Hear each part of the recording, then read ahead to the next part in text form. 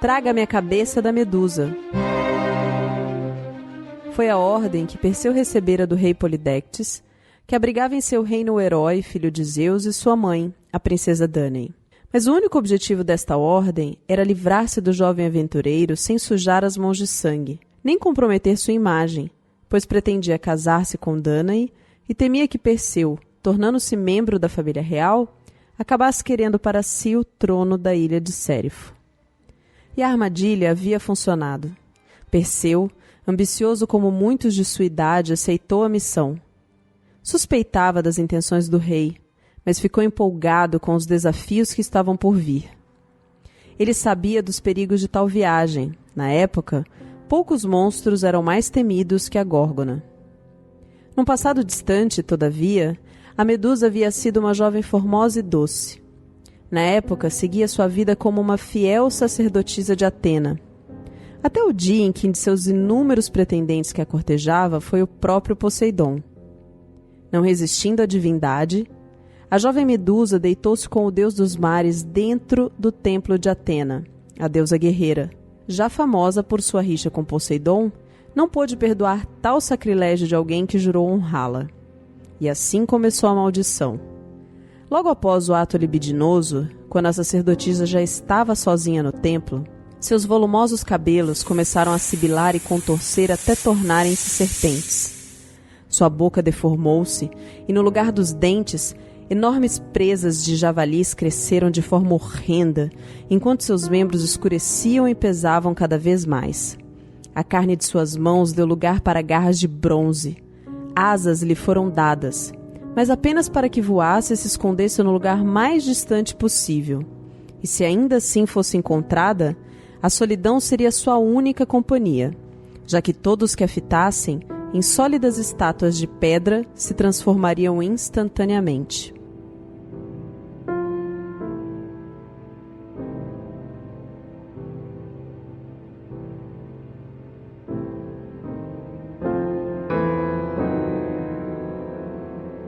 Essa era a criatura raivosa e temida que Perseu teria que enfrentar.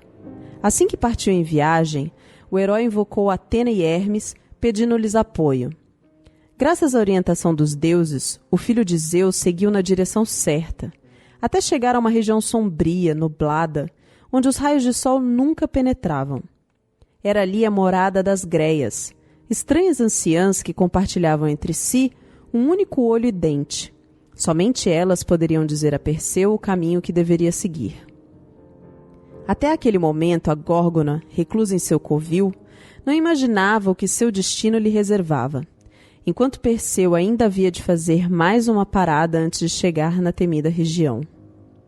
As Greias, coagidas e muito a contragosto, lhe informaram a morada das ninfas.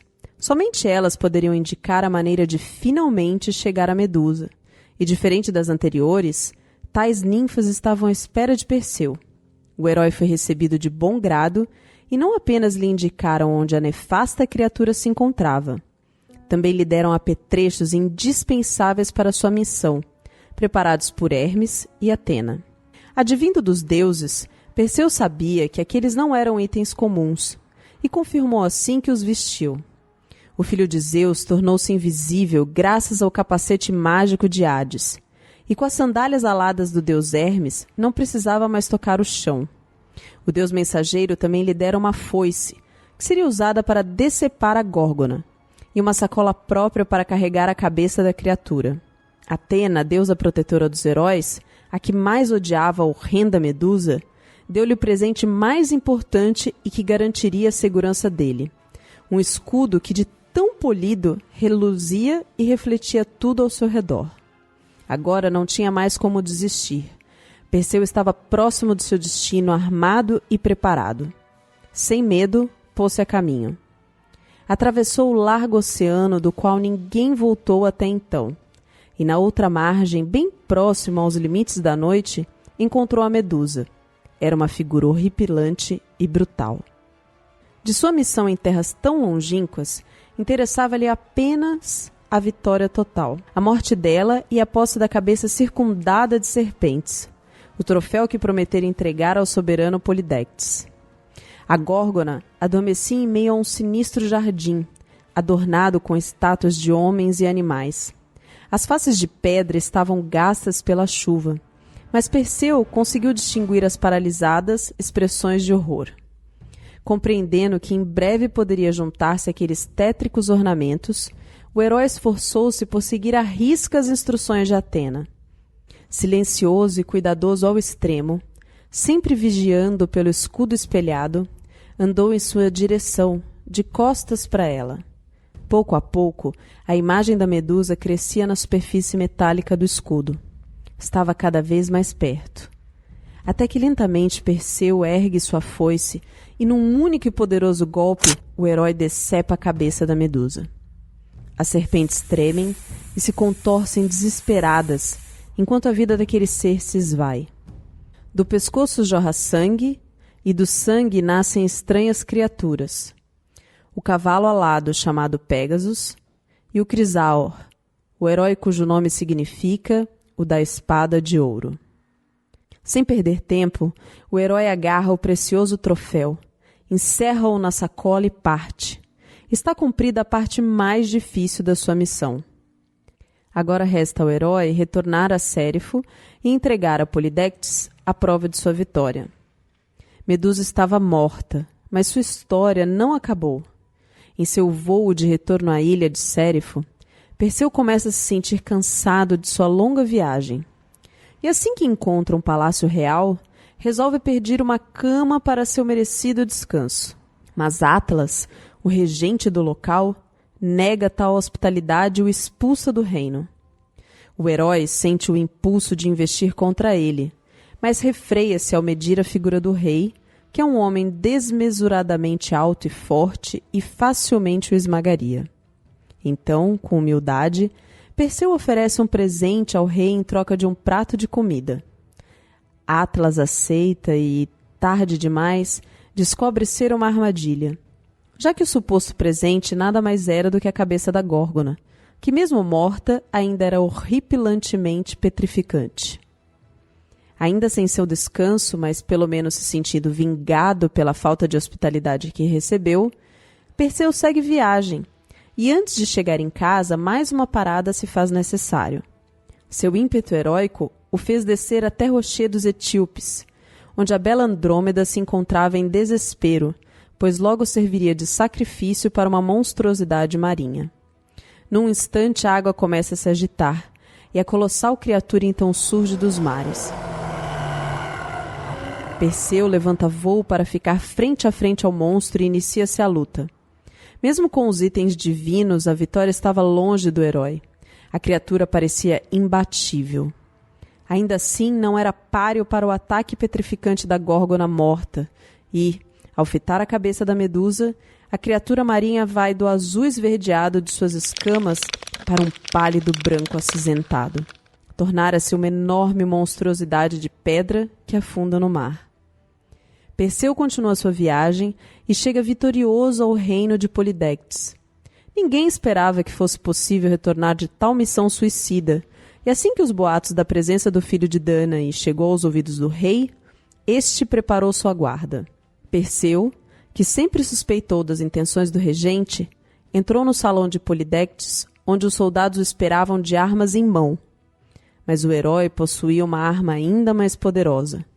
Não só uma arma, um troféu, uma missão cumprida, a cabeça da Górgona, a qual ele arremessou ao centro do palácio, caindo aos pés do rei, petrificando-o e eternizando sua expressão de desespero, raiva e incredulidade. Assim, a Górgona, mesmo morta, fez seu último ataque.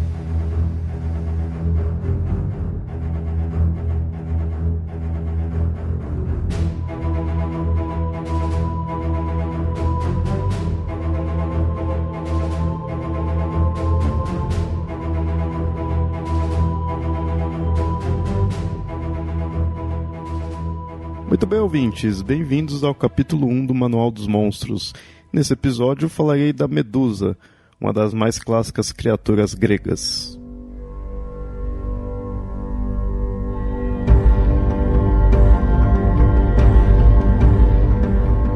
A narrativa da Medusa, ela possui diversos elementos bem marcantes da mitologia grega, principalmente no quesito heróico. Em primeiro lugar, a questão do local onde ela se encontra, que é um local bem distante, é um local desconhecido, sendo uma terra perigosa, né, um local inóspito. Outra questão é o fato de ser um desafio mortal, né, para o Perseu, e que logo em seguida da morte dela, ela se torna um prêmio para ele. Não só no sentido de que ele estava indo lá para isso, para capturar ela, ele não enfrenta a Medusa para sobreviver em si. E outra porque a própria cabeça dela, o qual ele levaria como troféu, é uma arma. Que inclusive ele utiliza a cabeça dela como arma várias vezes no retorno dele para casa.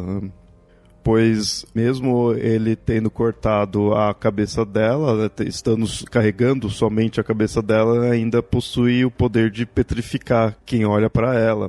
Que inclusive isso daí é o que marca a Medusa. É um monstro com esse poder de petrificar quem chega até ela e olha nos olhos dela. Outra característica que marca bem de ser um mito clássico é o auxílio que o Perseu recebe dos deuses, entre eles a Atena, talvez a principal ajuda que ele possui, pois ela entrega um escudo pro Perseu, né? Usa o escudo como um espelho para ver o reflexo e aí sim conseguir encontrar. Claro que não é o único item que ele utiliza ali. Se não fossem esses itens, ele não iria conseguir. Então, o mito da Medusa, a morte dela, e com isso a criatura em si, ela é bem nesse aspecto clássico da mitologia grega, de ter esses aspectos de ser um troféu, de ser algo longínquo e de precisar dos deuses ali para auxiliar o herói a enfrentar. O essencial dela são 3 pontos, né, que a gente pode colocar, que seria esse poder dela de petrificar quem a encara. E é interessante que às vezes isso daí é visto como um poder em si, ela tem essa habilidade, outras vezes é posto que é bem relacionado à aparência dela. Por muitas vezes você encontra pondo ela como algo horripilante, bem um monstro mesmo. Outra característica bem marcante é as cobras que ficam na cabeça dela, né, que servem como cabelo, são cobras venenosas. E por último é o fato dela ser mulher, porque você não encontra versões masculinas da Medusa. É sempre colocada como uma mulher. E isso é bem clássico da mitologia grega, de colocar a mulher como um monstro, como um obstáculo, como algo onde o herói vai enfrentar. Isso não se limita à Medusa, não se limita nem mesmo à mitologia grega. Outras características da Medusa vão variar de representações para representações, né? Assim como a origem dela, assim como as características da própria família dela, sobre as características físicas, o que acaba às vezes alterando.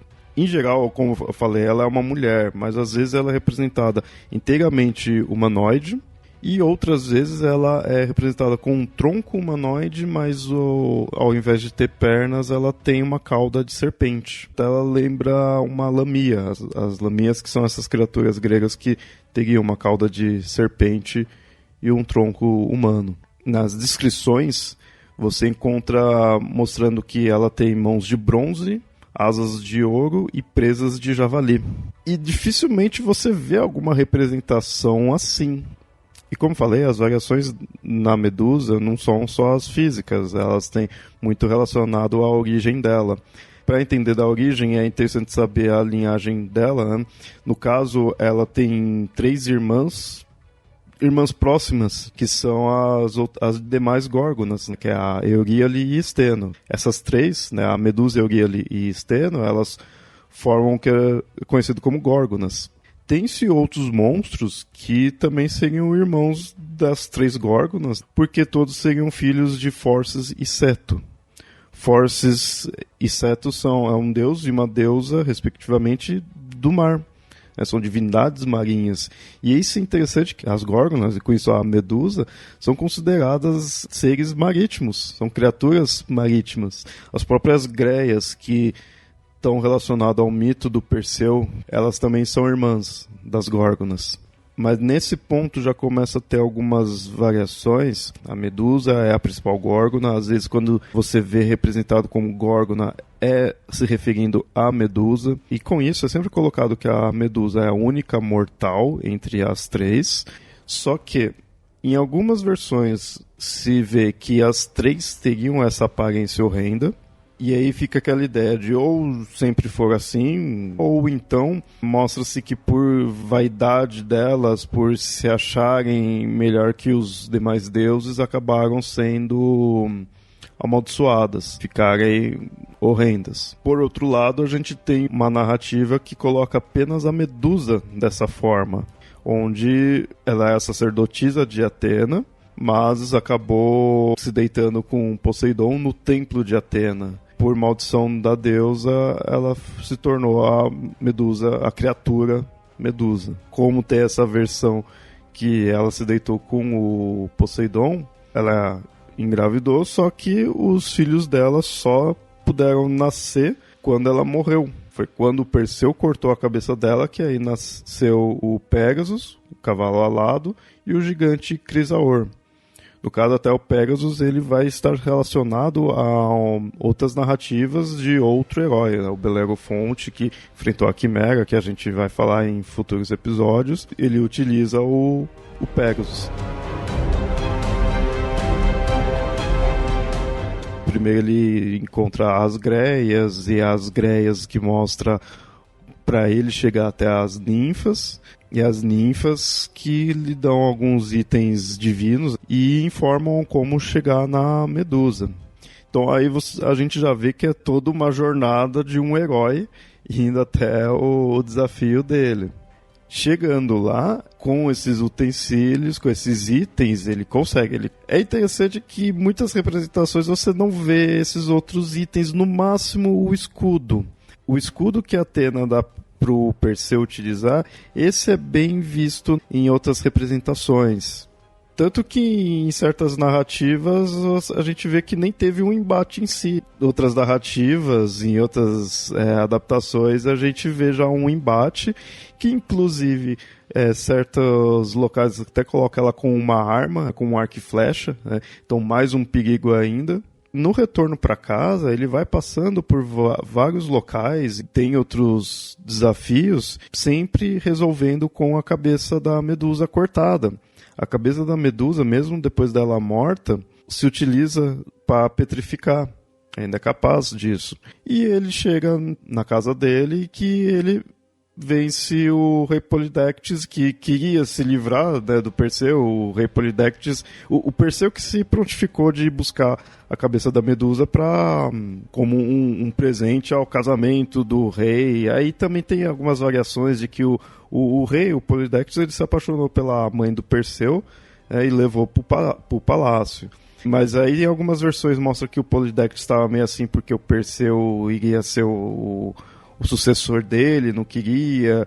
Algumas vezes mostra que ele levou a mãe dele forçado, então o Perseu ia bater de frente. Mas muitas vezes mostra que o Perseu mesmo que se prontificou a caçar a Medusa e trazer, porque seria um prêmio que só um herói conseguiria. E ele traz, só que ele traz e mostra pro Polidectes e petrifica ele nesse momento. E aí ele consegue salvar a mãe dele. Quem assume o reinado, nesse caso, não é nem o Perseu, é o irmão do Polidectes, que é o Dictys, que tinha cuidado do Perseu quando eles chegaram no local. Lembra que eles chegaram fugidos. Inclusive, o Perseu ele entrega essa cabeça para a deusa Atena, que ela coloca no escudo dela e continua se utilizando dessa forma.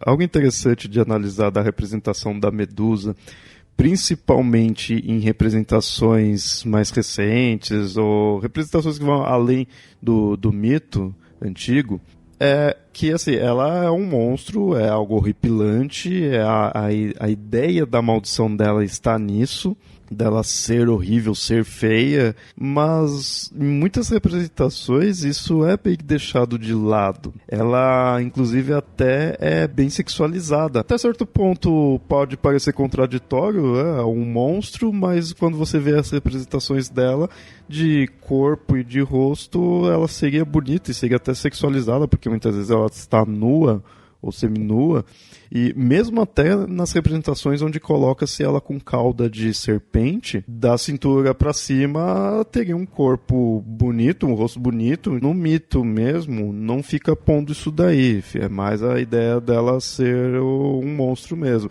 No máximo que vai colocar dela ter uma boa aparência é antes da maldição, para ter bem aquela quebra, né, aquela mudança na personagem.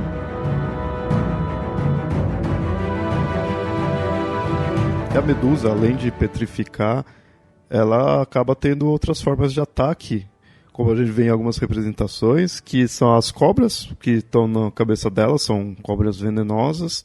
Como mostrei, em algumas versões ela tem arco e flecha, é muito comum essa versão. E em algumas também ela tem aquela cauda de serpente, que quando ela tem isso ela acaba podendo atacar também com essa cauda. Mas claro que o principal mesmo é o poder de petrificação dela. E essa é a Medusa, uma mulher que foi amaldiçoada e com isso adquirindo uma aparência horripilante, um poder de petrificar quem olha nos olhos dela, que serviu de objetivo e troféu para o herói Perseu. Ela é o grande obstáculo do mito dele.